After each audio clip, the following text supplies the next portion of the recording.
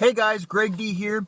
I've been wanting to make this video for a while now, just haven't had the right equipment to do it, i.e. a car mount here to actually make a video, but I've been wanting to make a first drive review impression video about my car, the 2014 Nissan Maxima S, in hopes that maybe it can help you if you are in the market of looking for one. So basically I'm going to, be as unbiased as possible, go over some of the details, some of the the driving characteristics, overall just functionality, some of that.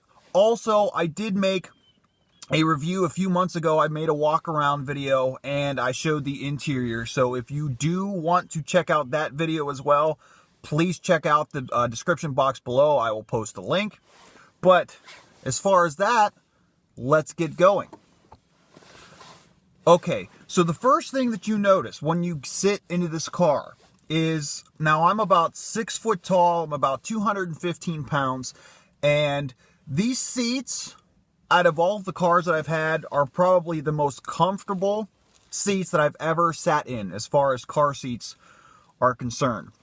They're a nice mix of they have the good bolstering on your sides here, but they're also a nice mix of comfort. Now, granted, there is a little bit of wiggle room because this isn't like a all-out sports car, performance car, whatever you want to call it, but it does have a nice mix of providing support, providing comfort, and also providing, that sportiness feel to it. Now, I'm not really sure what this material is. It's almost like it almost feels like suede, but it's not. But I mean, seriously, these are probably some of the nicest cloth seats that I've ever had. And we've taken this car, my wife and I have taken this car on a long road trip, and had no problems whatsoever. Now, the thing is, the next thing, where your hands are at.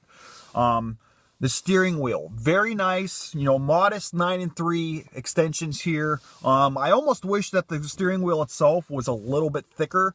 I came from driving a Volkswagen GTI, and honestly, compared to that steering wheel in the GTI is much nicer, but this is good. It's not the best, but it's good. You have perforated leather here on the sides. You have all of your controls here for your cruise and your radio controls. So like I said, it's not like the worst steering wheel, because I've been in cars that have had, steering wheels that just feel like plastic and they don't feel good in your hands at all.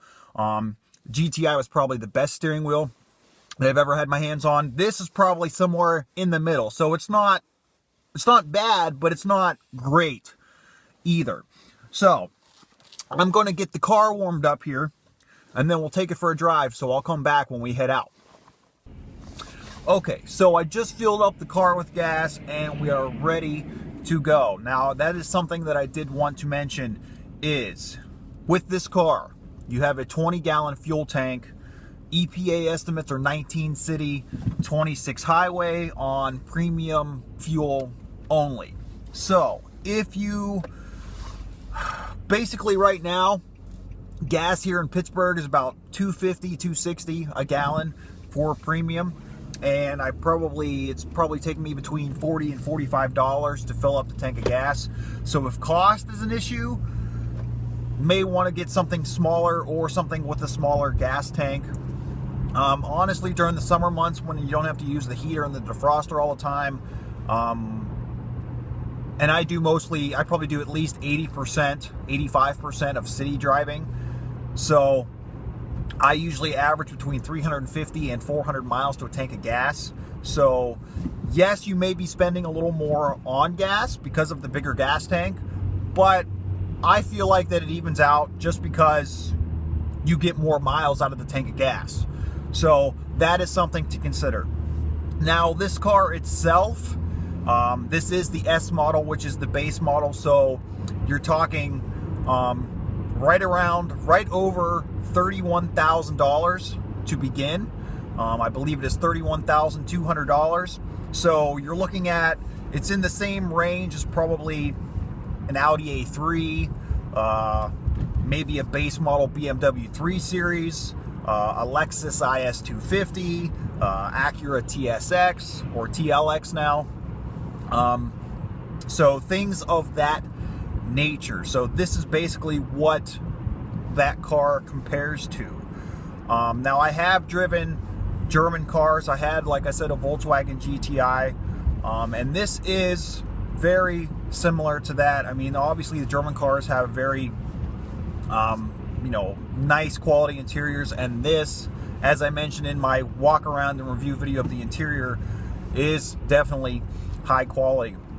Now, the thing that you will notice driving this car is, especially if you're not used to driving a big car, which I'm not, because I've driven pretty much sport compact my entire life. So the first thing that you notice is, at least to me, is this feels big and burly almost. It almost feels like a muscle car. You know, coming from a lot of cars that had small 4-cylinder engines, and to get into a car like this that has a 3.5 liter V6 is a huge difference. And the thing that I've noticed is even though this car weighs 3,500 pounds, so this is a heavy car, it doesn't drive like a heavy car. The steering itself is very light, very responsive. I was actually quite surprised because I actually test drove a 2011 BMW 328 with this car because I wasn't sure if I wanted to buy this car myself. And the steering feel felt a lot better in this car than it did in the BMW, which kind of surprised me.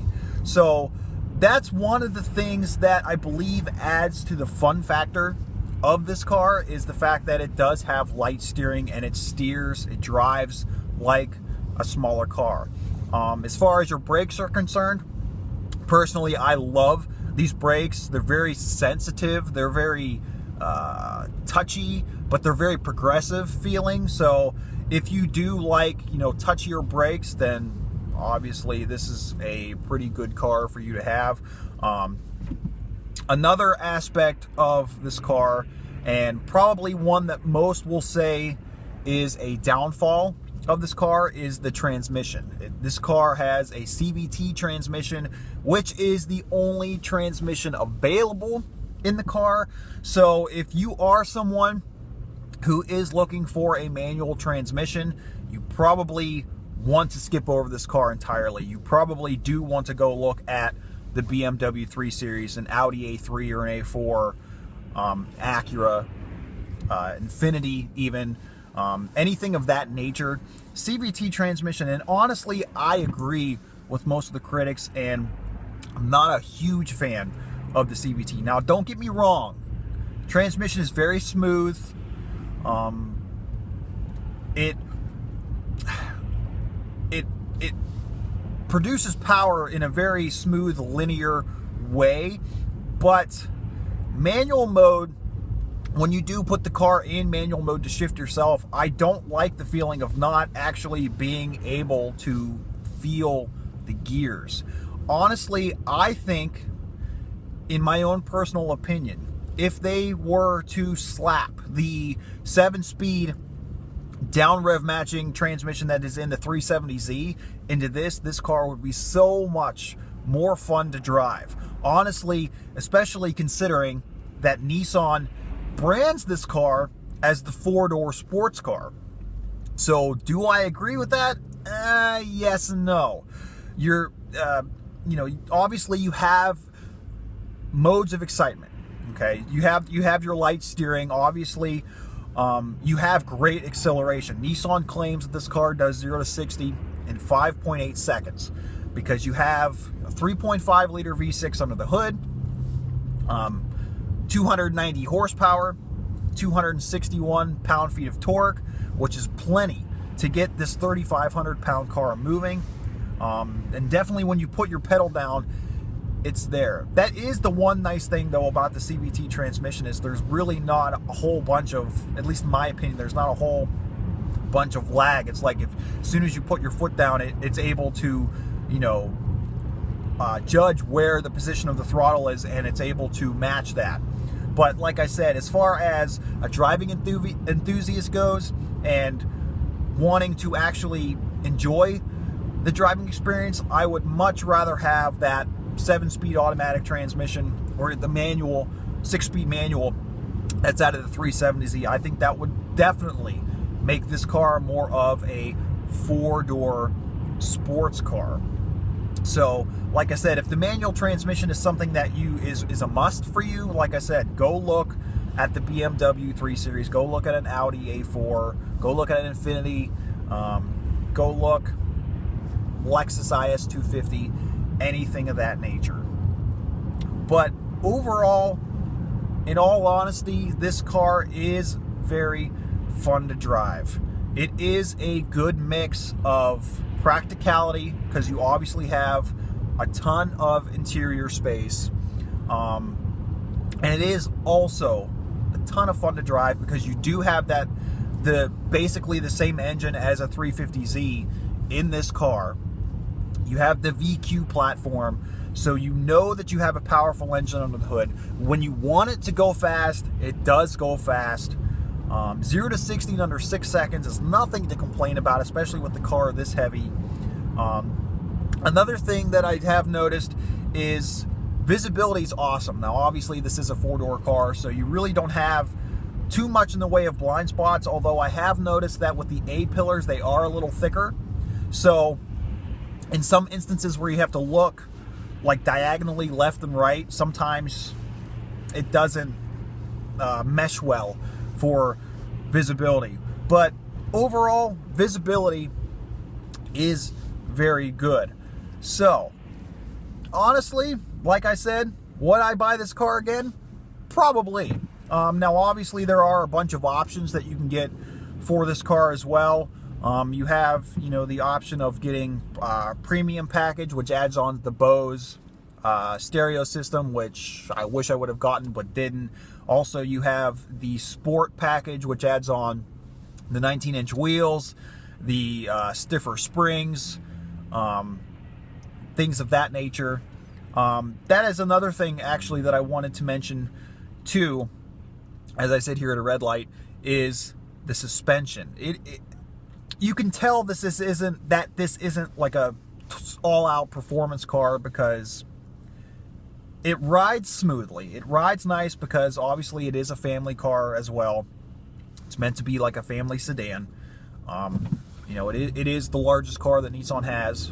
Well, not anymore, because as of 2014, the Altima is a little bit bigger. Anyway, over bumps, over just driving it normally over normal roads, this car is smooth as can be. It absorbs bumps very well. No complaints there.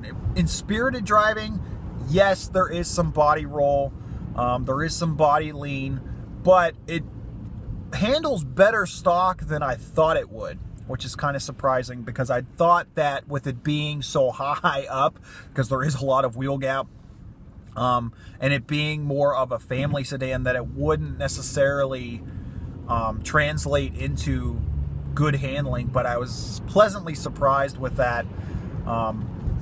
So that is something to consider as well. Now, obviously, too, most of this stuff can be fixed aftermarket. So if you do want a little more excitement in your driving day-to-day, obviously you can fix the suspension or improve it with some springs. They may aftermarket has rear sway bars, front strut bars, strut bar. I said strut bars, but they basically make all that stuff aftermarket. You can get better tires, obviously. So possibilities are endless as far as customizing this car, making it your own. That is something that I actually want to do myself. I have some things planned out. I'm starting to save some money because I'm a guy that I just need to tinker with cars. I like making them better. I like making them more fun. So I have that in my plan for the future, to get things like an intake, like an exhaust. That is still one of the best things about this car, is the way that the exhaust sounds. There's just something about the way that this engine sounds that's just, love it. Love it, love it, love it. I mean, granted, I personally wish that this was a little more sporty, because like I said, they do brand this car as a four-door sports car. But for what it is, this is actually a great car. Like I said, you have a good blend of functionality, a lot of space, a lot of trunk space. You can easily fit 5 people in this car, but you can also have fun because you have that big burly V6 under the hood that you can have a ton of fun with. So if you are interested in me making more of these videos and keeping you up to date with my progress as far as me fixing up this car and whatnot, please like this video, show your support, let me know that you guys want to see more. Like I always say, where there's a will, there's a way, and I will see you guys soon. So before I left completely, I wanted to leave you guys with a little bit of an acceleration just so you could hear this thing. Here we go.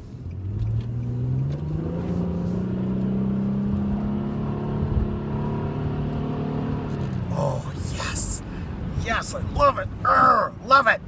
I love this engine. I love the fact that this thing has the engine of a 350Z. And I'm not sure if you guys, well, hopefully you could hear that, but this car, even stock, sounds so good. I cannot wait to get an intake and exhaust on this thing. God, this car is a lot of fun to drive when you put the pedal down. Anyway, guys, thanks again for watching. Please like this video, show your support, and I will see you guys soon.